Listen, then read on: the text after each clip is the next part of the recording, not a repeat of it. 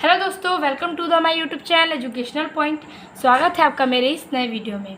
आज मैं लेके आई हूँ CHS का टॉपिक 4 जो कि चैप्टर 4 है, और जो ज्योग्राफी का 3 चैप्टर मैंने अपलोड कर दिया है, और चौथा चैप्टर है जल मंडल। तो जल मंडल में कैसे प्रश्न बहुविकल्पीय में पूछे जाते हैं, आज 28 प्रश्न मैं आपके सामने लेके आई हूँ। तो जो CHS का एग्ज़ाम होने वाला है उसमें ज्योग्राफी का 20 नंबर का बहुविकल्पीय प्रश्न पूछा जाएगा। उसमें से जल मंडल से जो प्रश्न पूछे जाएंगे वो आज मैं कुछ आपको बताऊंगी। तो देखते हैं कि हमारा पहला प्रश्न क्या है। पहला प्रश्न है कि पृथ्वी पर उपस्थित कुल जल की मात्रा का कितना प्रतिशत स्वच्छ व मीठा जल है। तो जो पृथ्वी पर उपस्थित कुल जल की मात्रा है, यानी कि पानी की मात्रा जो है वो कितना प्रतिशत स्वच्छ है और मीठा है। तो ऑप्शन ए है 10.9%, ऑप्शन बी 7.4%, ऑप्शन सी 3.4% और ऑप्शन डी 2.5%। तो इसका राइट आंसर होगा ऑप्शन डी 2.5%। हमारा दूसरा सवाल है कि संपूर्ण ग्लोब में, यानी कि पृथ्वी पर, संपूर्ण पृथ्वी के कितने प्रतिशत पर जल मंडल का विस्तार पाया जाता है। तो जो विस्तार है, विस्तार के बारे में पूछ रहा है कि कितना प्रतिशत जल मंडल पर पाया जाता है। तो पहला ऑप्शन है 51%, दूसरा ऑप्शन है 61%, तीसरा ऑप्शन है 71% और चौथा ऑप्शन है 75%। तो इसका राइट आंसर होगा सी 71%। हमारा तीसरा सवाल है कि समुद्री जल में औसत लवणता प्रति ग्राम कितनी है। तो जो समुद्री जल में औसत लवणता है, यानी कि जो लवण है वो प्रति ग्राम कितनी है। तो ऑप्शन ए है 35 ग्राम, ऑप्शन बी है 45 ग्राम, ऑप्शन सी है 30 ग्राम और ऑप्शन डी है 40 ग्राम। तो इसका राइट आंसर होगा ए 35 ग्राम। हमारा चौथा सवाल है कि समुद्र जल में औसत लवणता प्रति ग्राम कितनी है। तो जो समुद्र में औसत लवणता, यानी कि ये समुद्र में पूछ रहा है, तो कितना ग्राम है। ऑप्शन ए है महाद्वीपीय ढाल, ऑप्शन बी महाद्वीपीय निगमन तट, ऑप्शन सी महासागरीय गत, ऑप्शन डी महासागरीय मैदान। तो इसका राइट आंसर होगा ऑप्शन बी महाद्वीपीय निगमन तट। हमारा पांचवा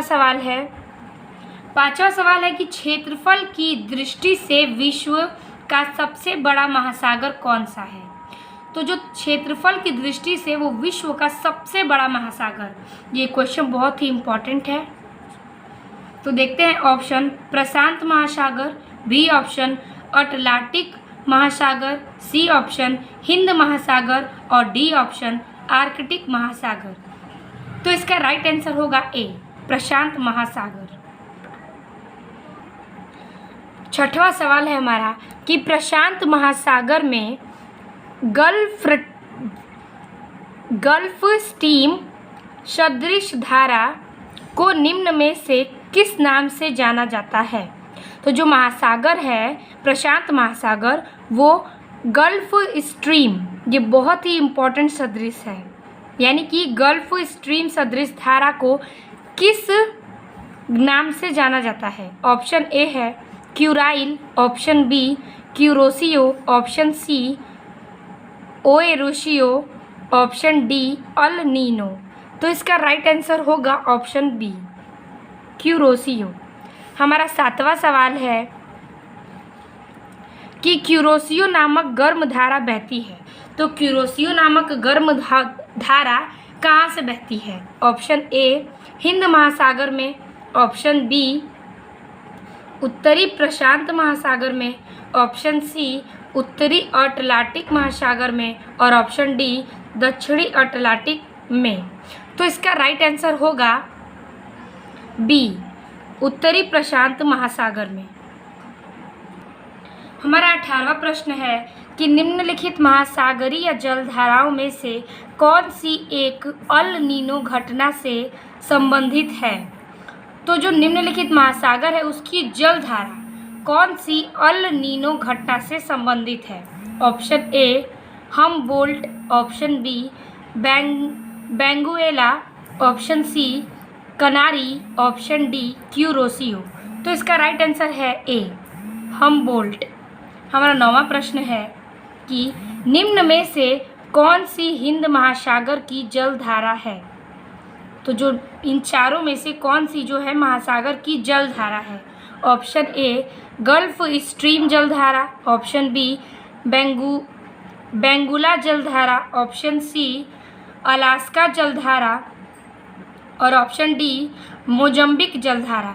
तो इसका राइट आंसर होगा ऑप्शन डी मोजम्बिक जल धारा। हमारा 10वां प्रश्न है कि दो ज्वार भाटों के बीच कितने समय का अंतर होता है? तो ऑप्शन ए 22 घंटे 16 मिनट, ऑप्शन बी 16 घंटे 26 मिनट, ऑप्शन सी 12 घंटे 26 मिनट और ऑप्शन डी 8 घंटे 32 मिनट। तो इसका राइट आंसर होगा ऑप्शन सी 12 घंटे 26 मिनट। हमारा 11वां प्रश्न है कि क्षेत्रफल की दृष्टि से सबसे बड़ा महाद्वीप कौन सा है? तो जो क्षेत्रफल है उसकी दृष्टि से सबसे बड़ा महाद्वीप, option A Africa, option B Asia, option C उत्तरी अमेरिका, ऑप्शन डी यूरोप।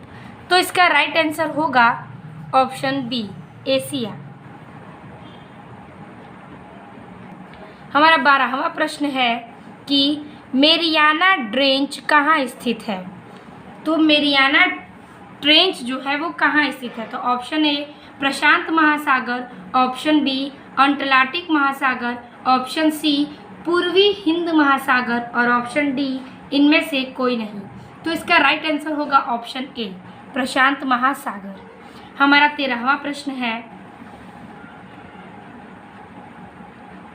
कि हिंद महासागर का सबसे गहरा गर्त गड्ढा कौन सा है?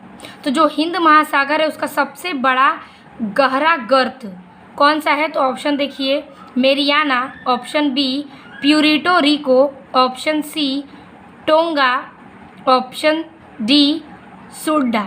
तो इसका राइट आंसर होगा ऑप्शन डी सुड्डा। तो हमारा 14वां प्रश्न है कि क्षेत्रफल की दृष्टि से सबसे बड़ा द्वीप कौन सा है? अब ये द्वीप के बारे में पूछ रहा है। तो ऑप्शन ए है Borneo, option B Madagascar, option C Greenland, option D Honshu. तो इसका राइट आंसर होगा सी ग्रीनलैंड। हमारा 15वां प्रश्न है कि निम्न में से किसे भूमध्य सागर की कुंजी कहा जाता है?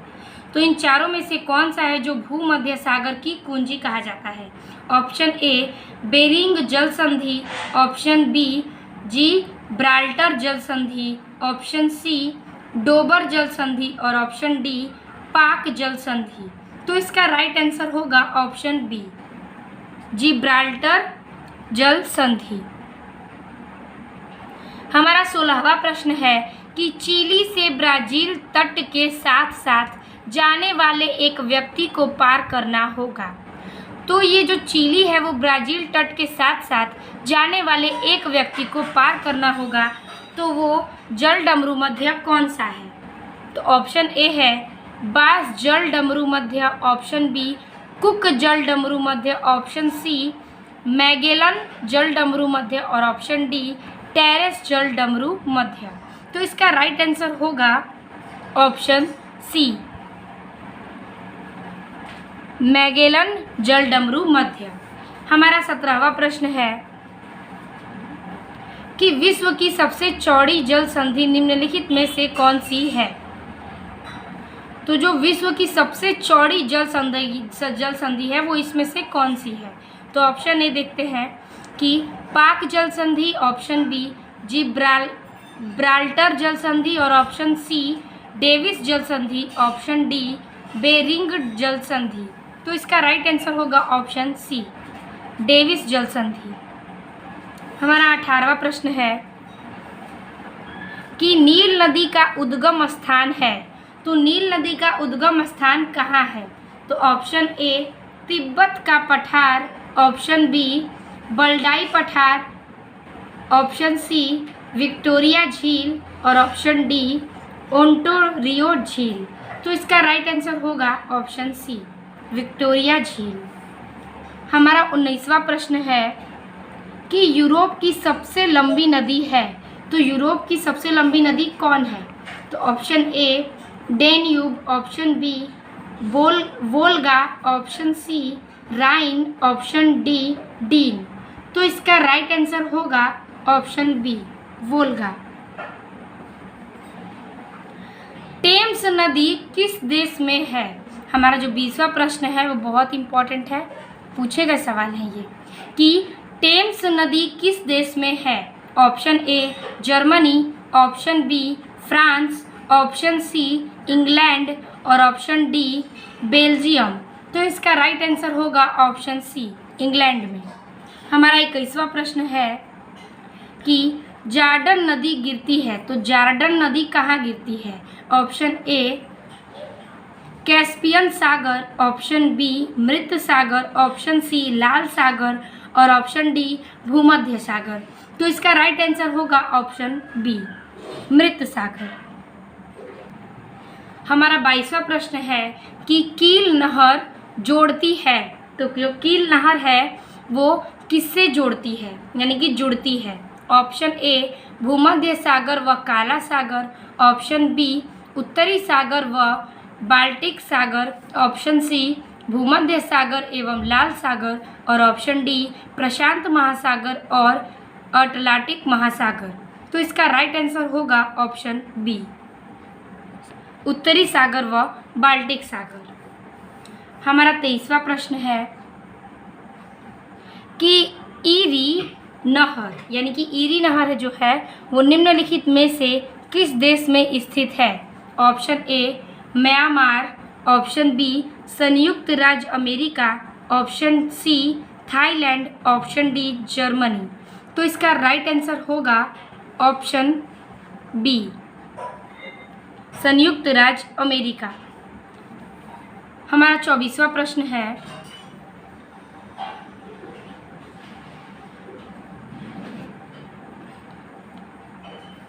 कि 24 प्रश्न बोल रहा है कि पनामा नहर किन दो महासागरों को जोड़ती है?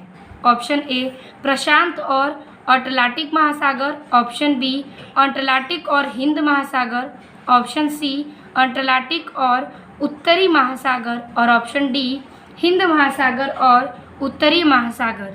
तो इसका राइट आंसर होगा ऑप्शन ए प्रशांत और अटलांटिक महासागर। हमारा 25वां प्रश्न है, 25वां प्रश्न है हमारा कि निम्नलिखित में से कौन सा युग्म गलत है, यानी कि इन चारों में से कौन सा युग्म गलत है और ये क्वेश्चन बहुत बार पूछे जाते हैं। तो आइए देखते हैं, इधर झील के नाम दिए हैं और इधर देश के नाम। तो ग्रेट बैरियर कनाडा में है, तो क्या ग्रेट बैरियर कनाडा में है? तो हाँ, तो ये उत्तर हमारा सही है, लेकिन इन चारों में से क्या गलत है वो हमें पहचानना है। तो मिशिगन यूएसए, तो जो मिशिगन है वो यूएसए में है, तो ये हमारा सवाल सही है। अब हमारा तीसरा ऑप्शन है कि ओनेगा ऑस्ट्रेलिया, यानी कि ओनेगा ऑस्ट्रेलिया में है, या फिर डी ऑप्शन है टीटीकाका पेरू बोलीविया। तो इसका राइट आंसर क्या होगा? अगर ये दोनों राइट है तो इन दोनों में से कौन सा गलत है? तो हमारा ऑप्शन सी जो है वो गलत है, यानी कि ये युग्म गलत है, इसलिए ये इसका राइट आंसर है, यानी कि ओनेगा जो है वो ऑस्ट्रेलिया में स्थित नहीं है। हमारा 26वां सवाल है कि एंजिल जल प्रपात किस देश में स्थित है? Option A California, option B Canada, option C Venezuela, option D France. तो इसका राइट आंसर होगा ऑप्शन सी वेनेजुएला। हमारा 27वां प्रश्न है कि निम्नलिखित में से किसका सुमेल सही नहीं है? तो इन चारों में से जो सुमेल है वो किसका सही नहीं है? तो ऑप्शन ए है ड्यूलथ जो कि सुपीरियर झील है, या फिर शिकागो जो कि मिशिगन झील है, या फिर डेट्रॉयट जो कि ह्यूरन झील है, या फिर टोरंटो जो कि ओंटारियो झील है। तो इसका राइट आंसर मतलब क्या होगा, यानी कि इनमें से कौन सा सही नहीं है। तो हमारे प्रश्न का सही उत्तर कौन सा होगा, तो देखिए ड्यूलस जो है वो सुपीरियर झील है, तो ये सही है। तो हमें गलत की खोज करनी है। शिकागो जो है वो मिशिगन झील है, तो ये भी बात सत्य है। ऑप्शन सी जो है ये ह्यूगन झील नहीं है, इसीलिए ये इसका राइट आंसर होगा। तो डेट्रॉयट ह्यूमन झील नहीं है, और ये जो ओंटारियो झील है वो टोरंटो में है। तो हमारा 27वां प्रश्न है 28वां कि नियाग्रा जलप्रपात किस नदी पर स्थित है। जो नियाग्रा जलप्रपात है वो किस नदी पर स्थित है। Option A Cairo, option B Saint Lawrence, option C Danube, option D Hudson. तो इसका राइट आंसर होगा ऑप्शन बी सेंट लॉरेंस। तो जलमंडल से हमारा भूगोल का चौथा चैप्टर भी समाप्त होता है, जो कि 28 बहुविकल्पीय प्रश्न के साथ पूरा हुआ है। आई होप आपको वीडियो अच्छी लगी होगी और समझ में आया होगा। मिलते हैं आपसे अगले वीडियो में, तब तक के लिए धन्यवाद।